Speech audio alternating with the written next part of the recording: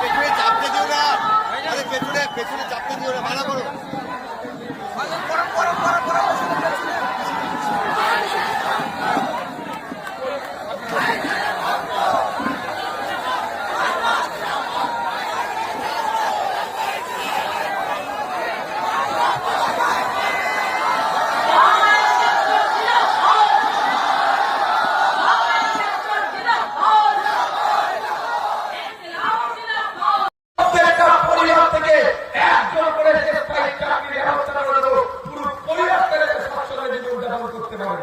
আজকে আপনারা বীরভূম, মালদা, মুর্শিদাবাদ, দিনাজপুর পরিযায়ী শ্রমিকদের সংখ্যা এত বেশি হয়ে যাচ্ছে কেন?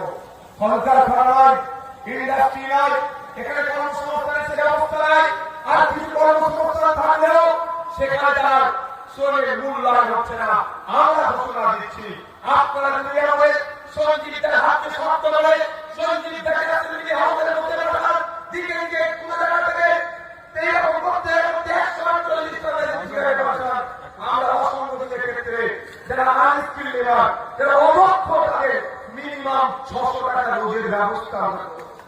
আজকে এখানে রোজ ঠিকঠাক পাচ্ছে না বলেই তো কেরালা চলে যাচ্ছে, কর্ণাটকে চলে যাচ্ছে, মহারাষ্ট্রে চলে যাচ্ছেন, হরিয়ানাতে চলে যাচ্ছেন, উড়িষ্যাতে যাচ্ছেন, আর অনেক জায়গায় দেখা যাচ্ছে গিয়ে বাংলায় কথা বলার জন্য বাঙালিদের উপরে আক্রমণ করা হচ্ছে।